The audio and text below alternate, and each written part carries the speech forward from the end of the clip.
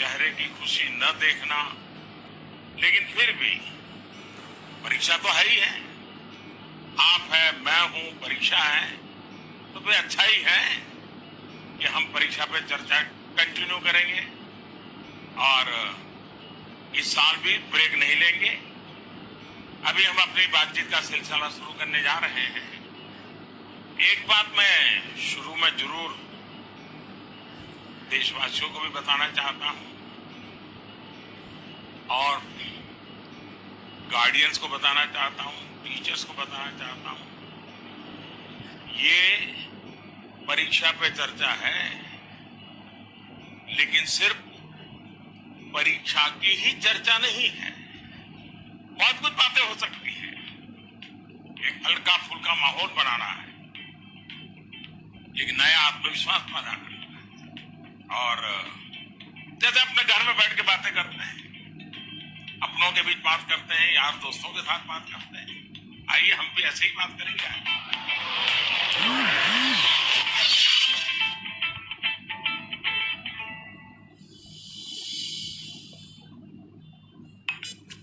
नमस्कार honourable PM sir. नमस्कार। मेरा नाम एन पल्लवी है। मैं 9वीं कक्षा पढ़ रही हूँ। सर, हम अक्सर ऐसा महसूस करते हैं कि पूरा साल पढ़ाई ठीक चल रही होती है, लेकिन जैसे ही परीक्षा निकट आती है बहुत ही तनावपूर्ण स्थिति हो जाती है। कृपया इसके लिए कोई उपाय बताइए सर। बहुत धन्यवाद सर। धन्यवाद पल्लवी। मुझे बताया गया है कि इसी तरह का और भी एक सवाल है। सादर अभिनंदन आदरणीय प्रधानमंत्री जी। मेरा नाम अर्पण पांडे है। मैं global Indian international school Kuala Lumpur Malaysia में 12वीं कक्षा का छात्र हूँ। मैं आपसे अपनी भावी भविष्य की सफलता हेतु एक प्रश्न के उत्तर की आकांक्षा करता हूँ और आशा करता हूँ कि आप इसमें मेरा मार्गदर्शन करेंगे। मेरा प्रश्न है, परीक्षा की तैयारी के दौरान हमारे मन में आने वाले भय और तनाव से हम कैसे उभरें? कि क्या होगा अगर अच्छे अंक और अच्छा कॉलेज मिलेगा या नहीं? धन्यवाद। पल्लवी, अर्पण, देखिए, आप जब ये फियर की, डर की बात करते हैं तो मुझे भी डर लग जाता है। अरे ऐसी कौन सी बात है जिसके लिए डरना चाहिए? पहली बार एग्जाम देने जा रहे हो क्या? पहले कभी एग्जाम दी नहीं? क्या आपको मालूम नहीं था कि मार्च महीने, अप्रैल महीने में एग्जाम आती है? सब पता है, पहले से पता है, साल भर पहले से पता है। अचानक तो नहीं आया है। और जो अचानक नहीं आया है, कोई आसमान नहीं टूट पड़ा है। इसका मतलब हुआ कि आपको डर एग्जाम का नहीं है, आपको डर किसी और का है। और वो क्या है? आपके आसपास एक माहौल बना दिया गया है कि यही एग्जाम सब कुछ है, यही जिंदगी है।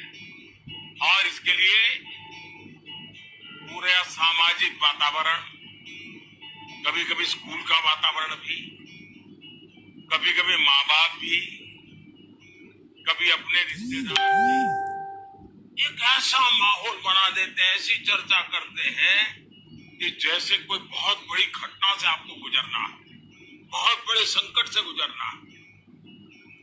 मैं उन सब से कहना चाहूंगा, खास करके मैं पेरेंट्स से कहना चाहूंगा, आपने क्या करके रख दिया? मैं समझता हूं कि ये सबसे बड़ी गलती है। हम आवश्यकता से अधिक ओवर कॉन्शियस हो जाते हैं, हम थोड़े ज्यादा ही सोचने लग जाते हैं। और इसलिए मैं समझता हूं कि जिंदगी में ये कोई आखिरी मुकाम नहीं है। ये जिंदगी बहुत लंबी है, बहुत पड़ाव आते हैं। एक छोटा सा पड़ाव है।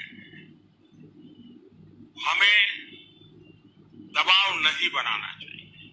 एक टीचर हो, स्टूडेंट हो, परिवारजन हो, यार दोस्त हो, अगर बाहर का दबाव कम हो गया, खत्म हो गया, तो एग्जाम का दबाव कभी महसूस नहीं होगा।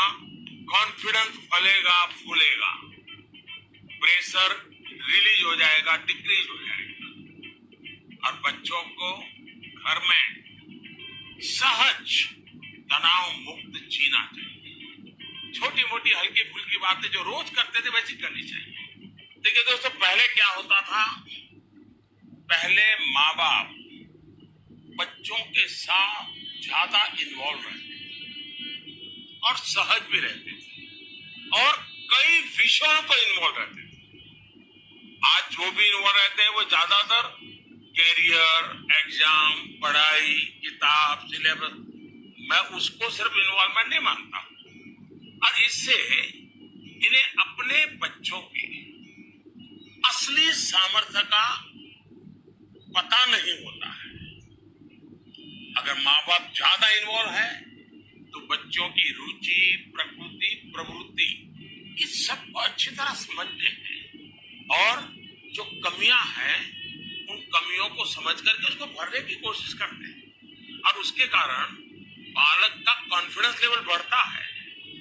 उसकी स्ट्रेंथ माँ बाप को पता है, उसकी वीकनेसेस माँ बाप को पता है और उसके कारण माँ बाप समझते हैं कि ऐसे समय वीकनेसेस को बाजू में करो, स्ट्रेंथ को जितना बल दे सकते हो तो।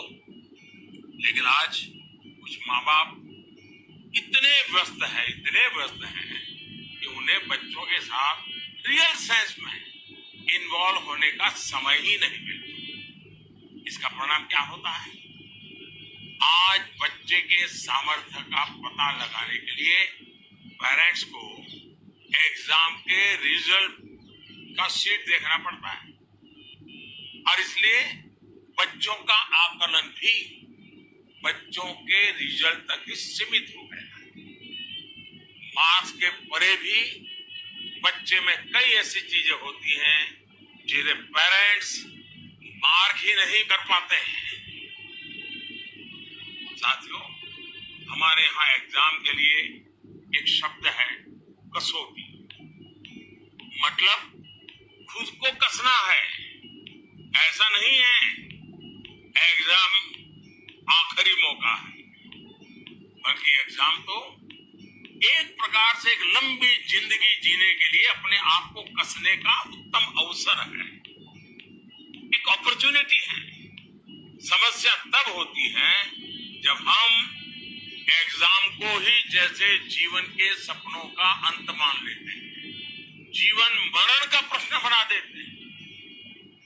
दरअसल एग्जाम जीवन को घड़ने का एक अवसर है, एक अपॉर्चुनिटी है, एक मौका है। उसे उसी रूप में लेना चाहिए। एक्चुअली हमें अपने आप को कसौटी पर कसने के मौके खोजते ही रहना चाहिए ताकि हम और बेहतर कर सके। हमें भागना नहीं चाहिए। आइए दोस्तों, अगले सवाल की तरफ बढ़ते हैं। माननीय प्रधानमंत्री जी नमस्कार। मेरा नाम पुण्य सुनिया है। मैं कक्षा 11वीं की छात्र हूँ। मेरे विद्यालय का नाम विवेकानंद केंद्र विद्यालय निर्जुली, डिस्ट्रिक्ट पापुमपारे, स्टेट अरुणाचल प्रदेश है। माननीय प्रधानमंत्री जी, कुछ सब्जेक्ट्स और कुछ चैप्टर्स है जिनको लेकर मैं सहज नहीं हूँ, उनसे पीछा छुड़ाने में लगी रहती हूँ। मैं चाहे कितनी भी कोशिश क्यों ना करूँ, मैं उन्हें पढ़ नहीं पाती हूँ। शायद ये इसलिए होता है क्योंकि मुझे उनसे डर लगता है। सर, इस स्थिति को कैसे दूर किया जा सकता है? धन्यवाद सर। चलिए, आंध्र से हम मलेशिया से अब अरुणाचल पहुंच गए और मुझे बताया गया है कि इसी प्रकार का कोई और एक सवाल भी है। माननीय प्रधानमंत्री जी नमस्कार।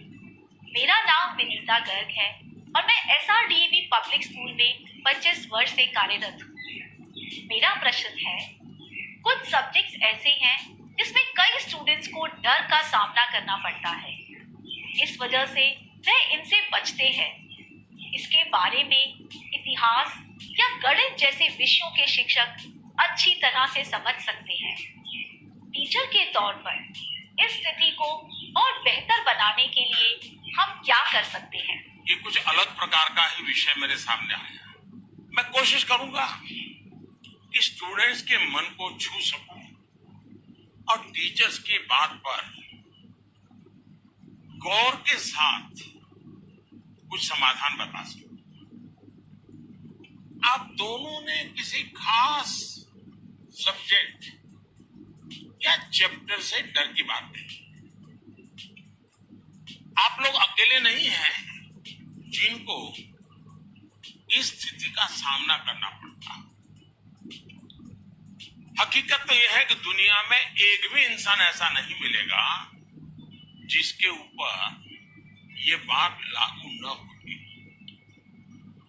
मान लीजिए आपके पास बहुत ही बढ़िया 5-6 शर्ट है, लेकिन आपने देखा होगा 1 या 2 शर्ट आपको इतने पसंद आते होंगे, बार बार पहनते हैं। इसका मतलब ये नहीं बाकी सब बेकार है, फिटिंग ठीक नहीं है, ऐसा नहीं है।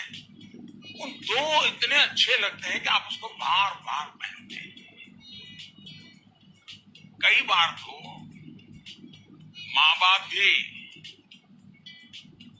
इन चीजों के लिए गुस्सा करते हैं कि कितनी बार इसको पहनोगे। अभी 2 दिन पहले तो पहना था। पसंद नापसंद मनुष्य का स्वभाव है और कभी कभी पसंद के साथ लगाव भी हो जाता है। और इसमें डर की, दुविधा की क्या बात है कि हमने डरना चाहिए। दरअसल होता क्या है, जब आपको कुछ चीजें ज्यादा अच्छी लगने लगती हैं तो उनके साथ आप बहुत कंफर्ट हो जाते हैं, बहुत कंफर्टेबल लगता है, सहज हो जाते हैं। लेकिन जिन चीजों के साथ आप सहज नहीं होते उनके तनाव में आपकी 80% एनर्जी आप उसी में लगा देते हैं। और इसलिए स्टूडेंट से मैं यही कहूंगा कि आपको अपनी एनर्जी को इक्वली डिस्ट्रीब्यूट करना चाहिए। सभी विषयों में बराबर बराबर।